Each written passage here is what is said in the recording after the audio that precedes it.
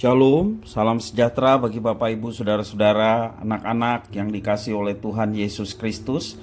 Jumpa kembali bersama saya Pendeta Eka di dalam renungan firman Tuhan pada hari ini, hari Kamis 13 April 2023. Sukacita dan damai sejahtera dari Tuhan Yesus kiranya menyertai hidup kita sekalian. Puji nama Tuhan. Sampai pada pembacaan firman Tuhan hari ini, yakni kitab Hosea pasal yang ke-13. Kiranya firman Tuhan yang kita baca sungguh memberkati hidup kita sekalian. Baik, sebelum kita merenungkan bacaan firman Tuhan hari ini, mari kita akan berdoa bersama.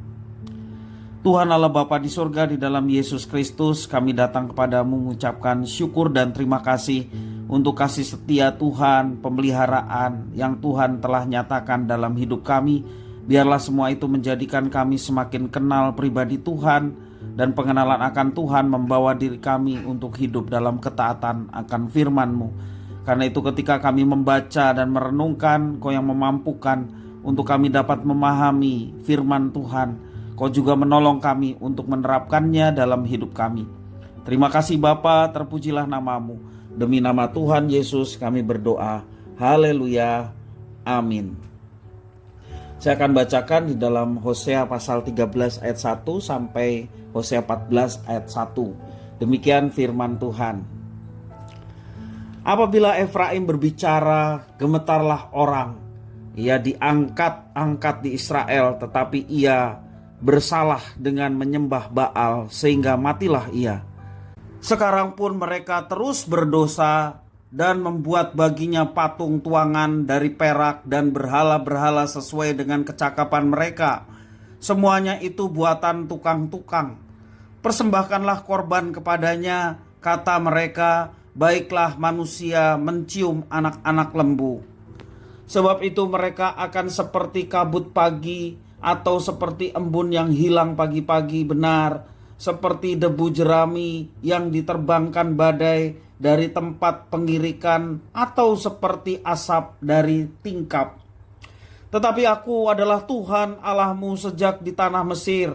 Engkau tidak mengenal Allah kecuali aku, dan tidak ada juru selamat selain dari aku.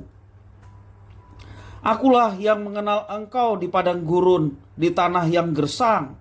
Ketika mereka makan rumput, maka mereka kenyang. Setelah mereka kenyang, maka hati mereka meninggi. Itulah sebabnya mereka melupakan aku.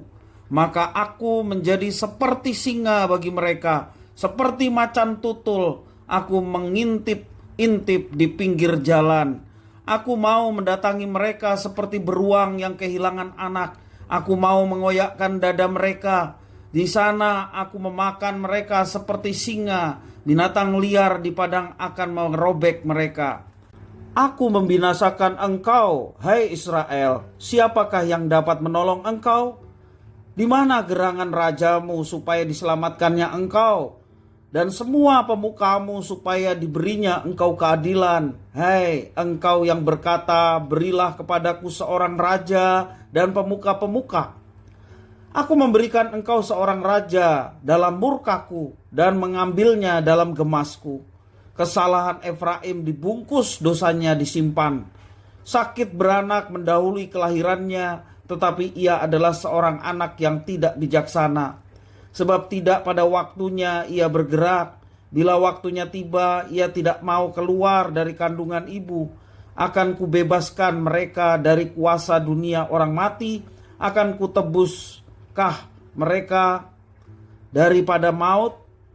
Di manakah penyakit samparmu, hai maut? Di manakah tenaga pembinasamu, hai dunia orang mati? Mataku tertutup bagi belas kasihan.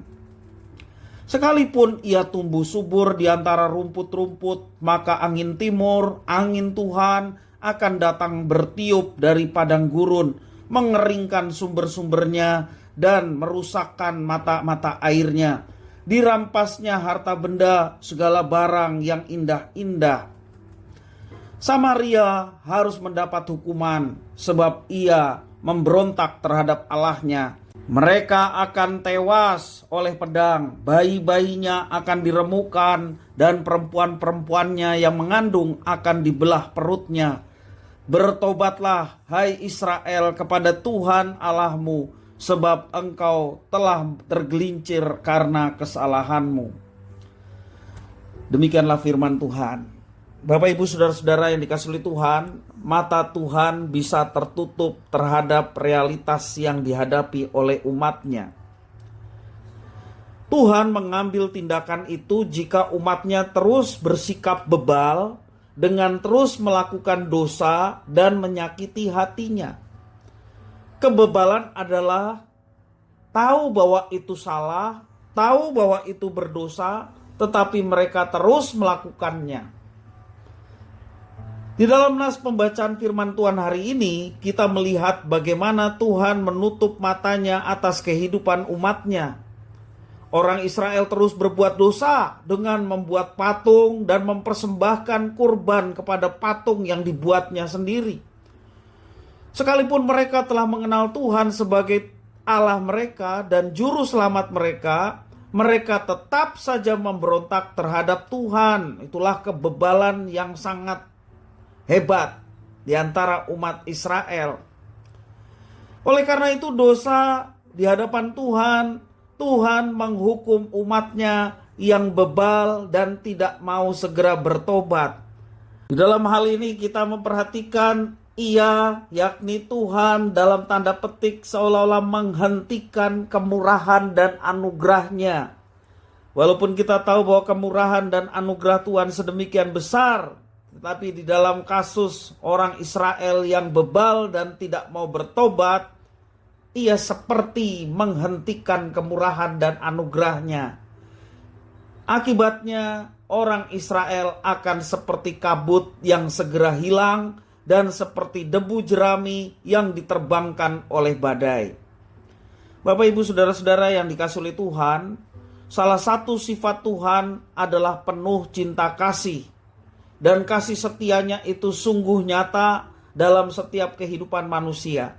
Kalau Tuhan tidak cinta dan tidak kasih kepada manusia, habislah manusia sejak mulanya oleh karena dosa-dosa yang telah diperbuat oleh manusia. Jika matanya tertutup terhadap umatnya dan menutup keran kasih dan kemurahannya, maka kita bisa apa terhadap semuanya itu? Tidak ada lagi pengharapan, tidak ada lagi kesempatan untuk bertobat. Tuhan yang menutup mata menunjukkan bahwa Tuhan tidak mau lagi memperhatikan umatnya.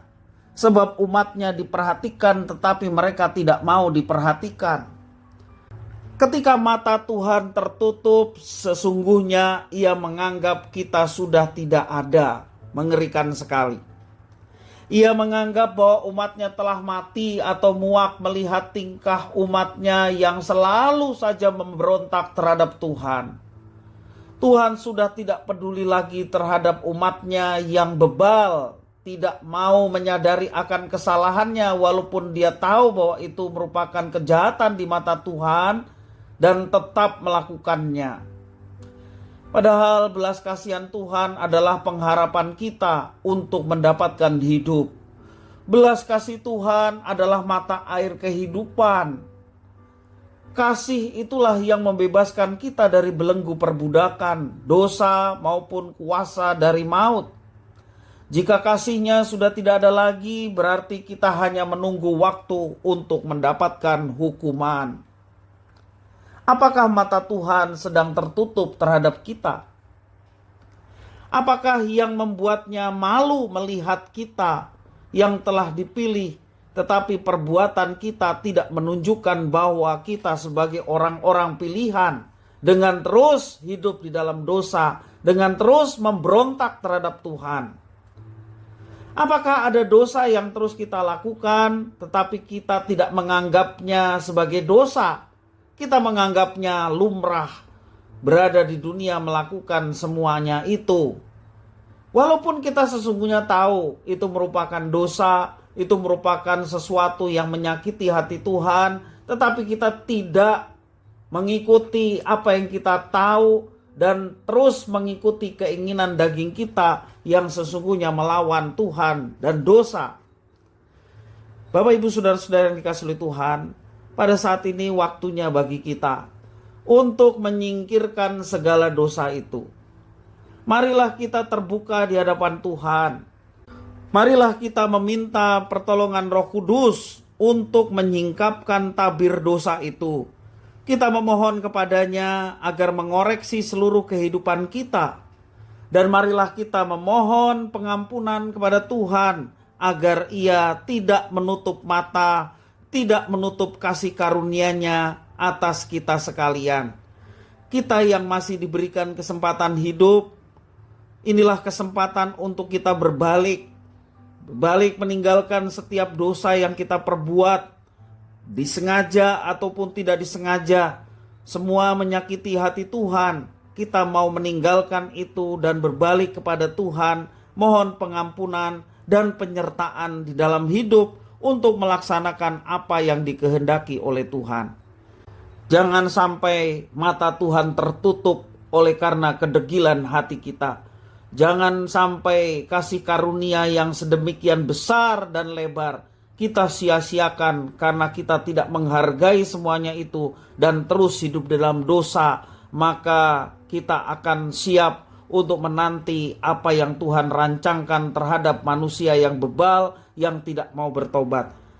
Saat masih ada kesempatan, bertobatlah. Saat masih diberikan hidup, datanglah kepada Tuhan, memohon pengampunan, dan kembalilah kepadanya untuk melakukan apa yang dikehendakinya. Kiranya firman Tuhan memberkati kita sekalian. Kita berdoa. Tuhan Bapa di surga, terima kasih atas firman Tuhan. Kalau kami ditegur ketika kami masih terus larut dalam dosa, orang lain tidak melihat, orang lain tidak tahu, tetapi Tuhan tahu. Kami semua di hadapan Tuhan telanjang, tidak ada yang tersembunyi. Karena itu Tuhan, setiap dosa, setiap perbuatan yang melawan dan memberontak terhadap Engkau, selagi kami masih diberikan kehidupan, itulah kesempatan untuk kami bertobat dan kembali kepadamu. Terima kasih ya Tuhan atas firman Tuhan mengingatkan kami untuk tidak menjadi pribadi yang bebal. Kami tahu kebenaran, kami tidak mau melakukannya. Kami tahu bahwa itu sebuah kesalahan, tapi kami terus melakukannya.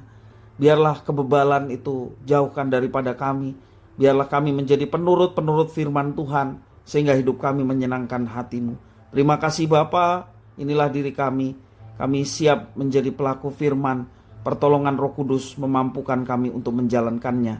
Demi nama Tuhan Yesus kami berdoa. Haleluya. Amin.